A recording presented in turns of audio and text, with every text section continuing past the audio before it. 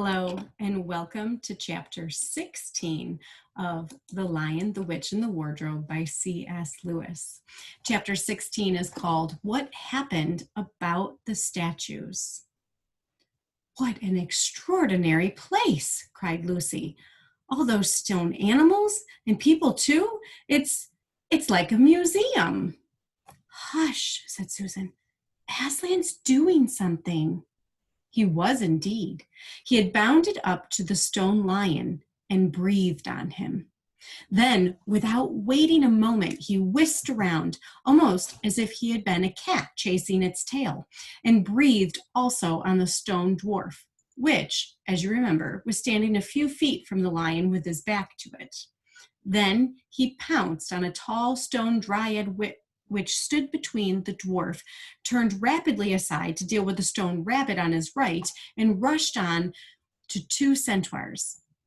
But at that moment, Lucy said, "Oh, Susan, look at the lion."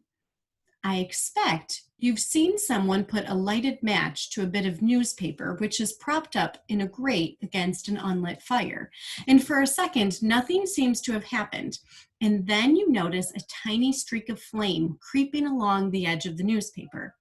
It was like that now. For a second after Aslan had breathed upon him, the stone lion looked just the same. Then a tiny streak of gold began to run along his white marble back. Then it spread. Then the color seemed to lick all over him as the flame licks all over a bit of paper. Then, while his hindquarters were still obviously stone, the lion shook his mane and all the heavy stony folds rippled into living hair. Then he opened a great red mouth, warm and living, and gave a prodigious yawn. And now his hind legs had come to life. He lifted one of them and scratched himself. Then, having caught sight of Aslan, he went bounding after him and frisking round him, whimpering with delight and jumping up to lick his face. Of course, the children's eyes turned to follow the lion, but the sight they saw was so wonderful that they soon forgot about him. Everywhere the statues were coming to life. The courtyard looked no longer like a museum. It looked more like a zoo. Creatures were running after Aslan and dancing round him till he was almost hidden in the crowd. Instead of all that deadly white, the courtyard was now a blaze of colors: glossy chestnut sides of centaurs, indigo horns of unicorns, dazzling plumage of birds, ruddy brown of foxes, dogs and satyrs, yellow stockings and crimson hoods of dwarves, and the birch girls in silver, and beech girls in fresh transparent green, and the larch girls in green so bright that it was almost yellow. And instead of the deadly silence, the whole place rang with the sound of happy roarings, brayings, yelpings, barkings, squealings, cooings, neighings, stampings, shouts, hurrahs, songs, and laughter. "Oh," said Susan in a different tone. "Look, I wonder, is it safe?" Lucy looked and saw that Aslan had just breathed on the feet of a stone giant. "It's all right," shouted Aslan joyously. "Once the feet are put right, all the rest of him will follow." "That wasn't exactly what I meant," whispered Susan to Lucy, but it was too late to do anything about it now, even if Aslan would have listened to her. The change was already creeping up the giant's legs. Now he was moving his feet. A moment later, he lifted the club off his shoulder, rubbed his eyes, and said, "Bless me, I must have been asleep. Now, where's that dreaded little witch that was running about on the ground? Somewhere just by my feet it was." But when everyone had shouted up to him to explain what had really happened, and when the giant had put his hand to his ear and got them to repeat it all again so that at last he understood, then he bowed down till his head was no further off than the top of a haystack and touched his cap repeatedly to Aslan, beaming all over his honest, ugly face. Giants of any sort are now so rare in England, and so few giants are good-tempered, that 10 to 1 you have never seen a giant when his face is beaming. It's a sight well worth looking at. Now, for the inside of this house, said Aslan. Look alive, everyone. Upstairs and downstairs, and in my lady's chamber. Leave no corner unsearched. You never know where some poor prisoner may be concealed.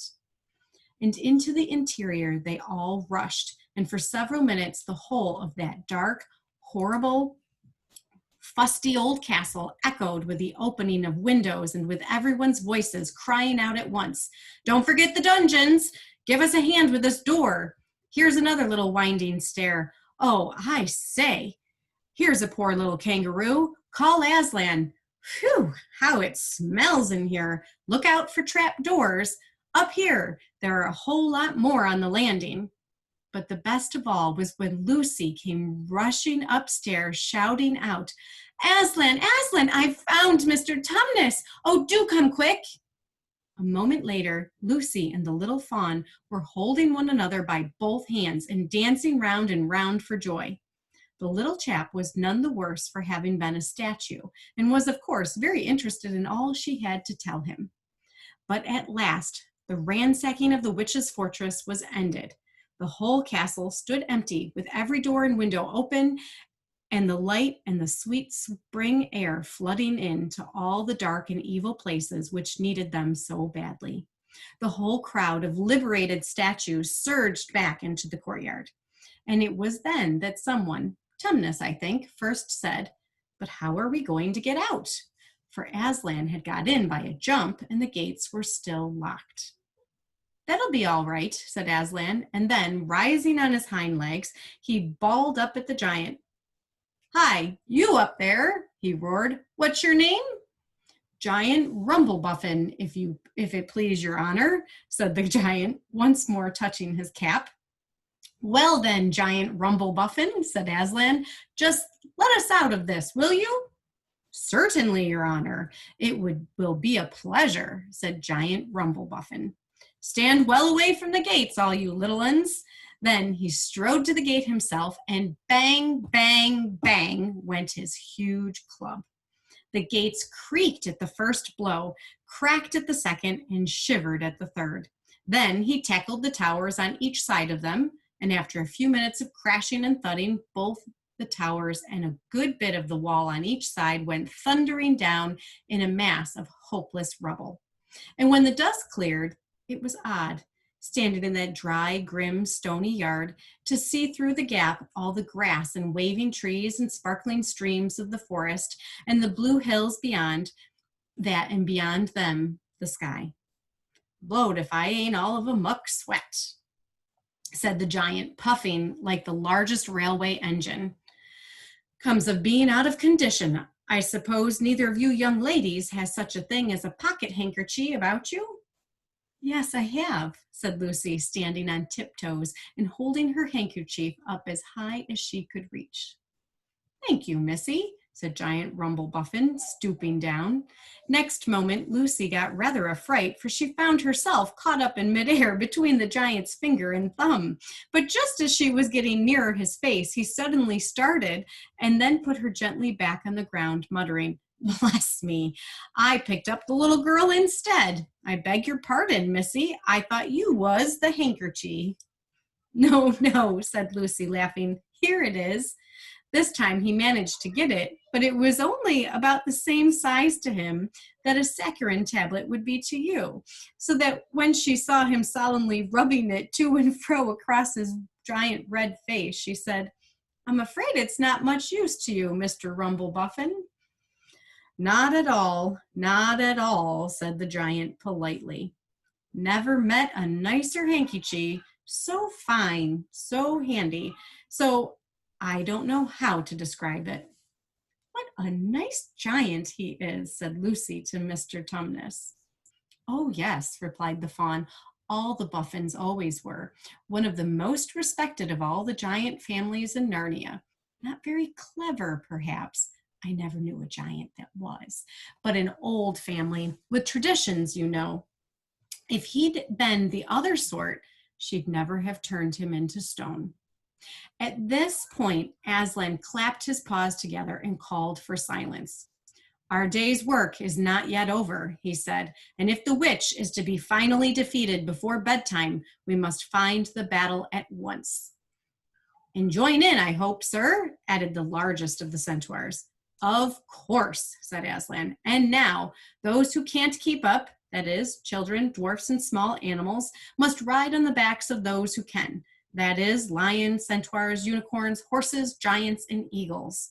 Those who are good with their noses must come in the front with us lions to smell out where the battle is. Look lively and sort yourselves.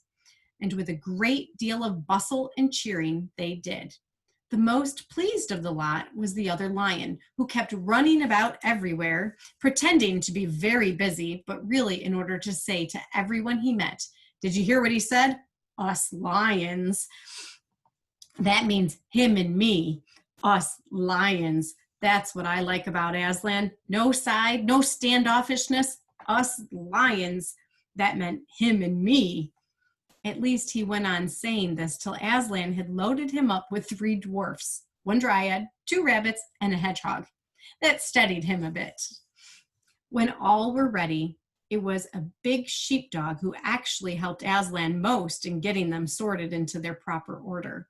They set out through the gap in the castle wall. At first, the lions and dogs went nosing about in all directions, but then suddenly one great hound picked up the scent and gave a bay. There was no time lost after that. Soon all the dogs and lions and wolves and other hunting animals were going at full speed with their noses to the ground, and all the others streaked out for about half a mile behind them, were following as fast as they could. The noise was like an English fox hunt, only better because every now and then with the music of the hounds was mixed the roar of the other lion, and sometimes, far deeper and more awful, the roar of Aslan himself. Faster and faster they went as the scent became easier and easier to follow. And then, just as they came to the last curve in a narrow, winding valley, Lucy heard above all these noises another noise, a different one, which gave her a queer feeling inside.